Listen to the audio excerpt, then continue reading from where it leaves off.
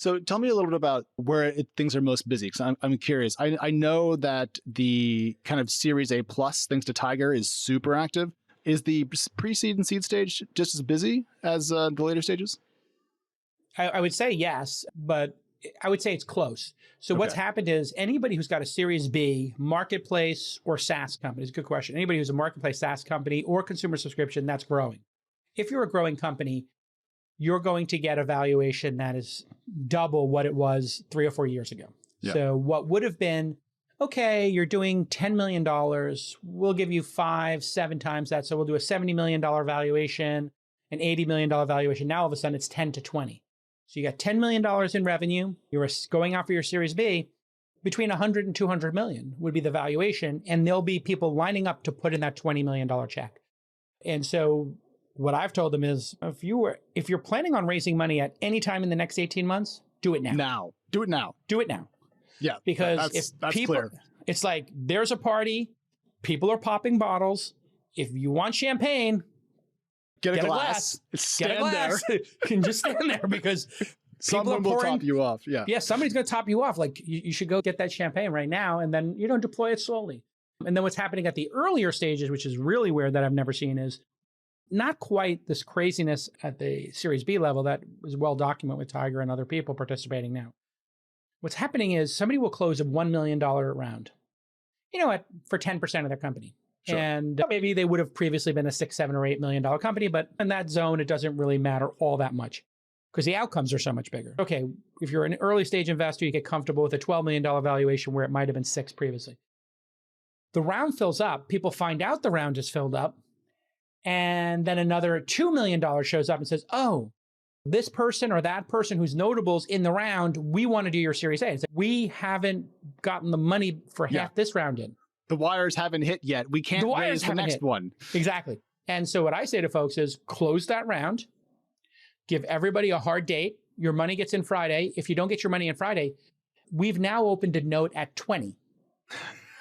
And I've had a dozen companies do this where they closed the $12 million round. Literally the next week, they opened a note for 20 million. And then they say to any other investor, we closed that round. We were massively oversubscribed. We have a $20 million cap note that we're going to keep open for the next year for value-added investors. We consider you one of those. If you want to be in that round, we're happy to have you, or we can wait until we formally start the round. And then those are starting to fill up. Wow. So there's the amount of money being slung around in the startup world really does, to me, mirror the amount of money we're talking about with these public company earnings, because the numbers are getting to be almost out of my ability to reckon with them. Microsoft and Apple both north of $2 trillion.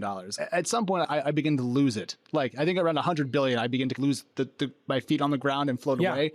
And these valuations are very similar, because I understand the math you're talking about when you say, if it was 6 and now it's 12 post, okay, exits are bigger and it's pre-seed money, and okay, totally. But like when I was learning about VC 10, 12, 13 years ago, people were telling me about how they had to have price control and all of this stuff. And I feel like everything that I was taught is now just gone.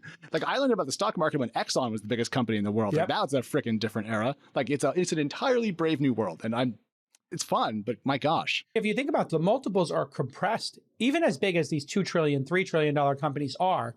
Their multiple is compressed because people assume it can't grow like a startup. But Amazon, or let's say YouTube, the better example, with 80% year-over-year growth, that's startup level growth, like later stage startup growth. Early stage, you're trying to triple, quadruple your revenue year-over-year from $1 million to 3 or 3 to 9. Once you get up to 100 million, you're trying to get to 150. When you're at 500 million, you're trying to grow to 750, 800. You may not double year-over-year. I mean, you can, but it's not easy. And you look at Amazon, 113 billion in revenue for the quarter.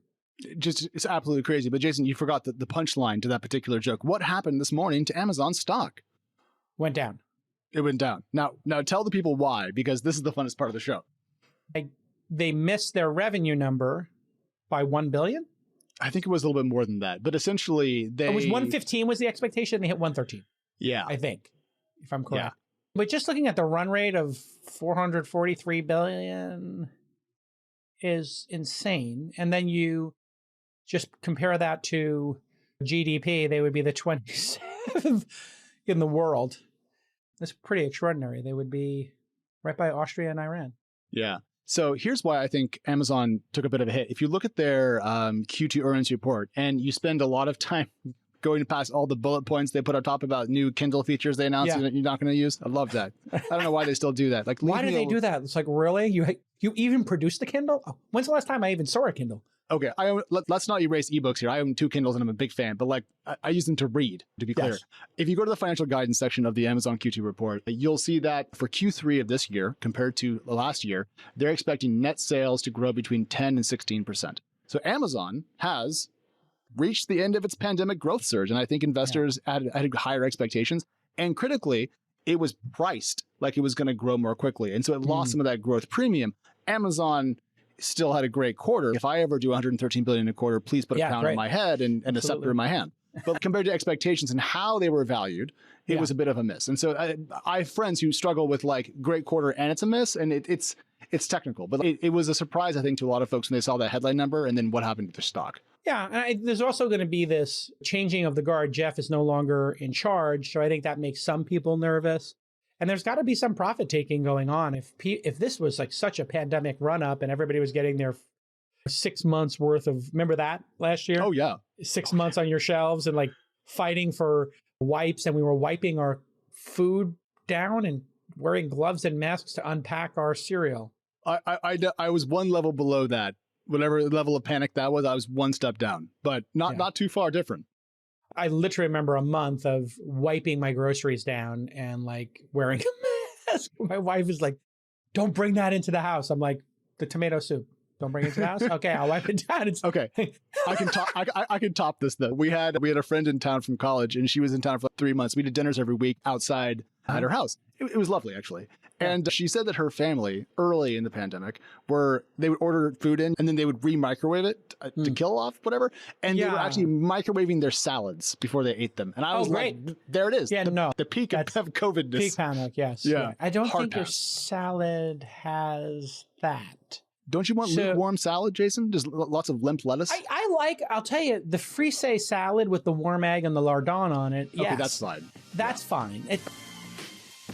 Today, many small business owners are busier than ever. And because they're focused on managing and growing their businesses, they can't spend the time they need to on recruiting. And that's why LinkedIn Jobs has made it easier to find and hire the best candidates for free. We have had such a great experience finding 2 more producers for This Week in Startups, researchers to sort through all the deal flow I get, and it has been amazing. It's a great place for you to look for a job, and it's an even better place for you to post a job. So many talented people are sitting there waiting to hear about your career options for them. And we use targeted screening questions to get our roles in front of the most qualified candidates with the experience, skills, and motivation we need. Then we use simple tools to filter and prioritize the top candidates for interviews.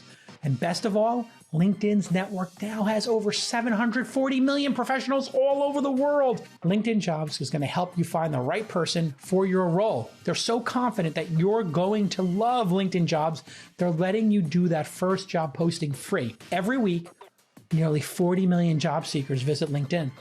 They're waiting to hear about their next career adventure, and you just have to go to linkedin.com/twist and post that job listing for free so that you can make their dreams come true and have that great employee join your team. What are you waiting for? You can get that free job posting right now. LinkedIn.com/twist. Terms and conditions apply because they're giving you something for free. You know how it goes.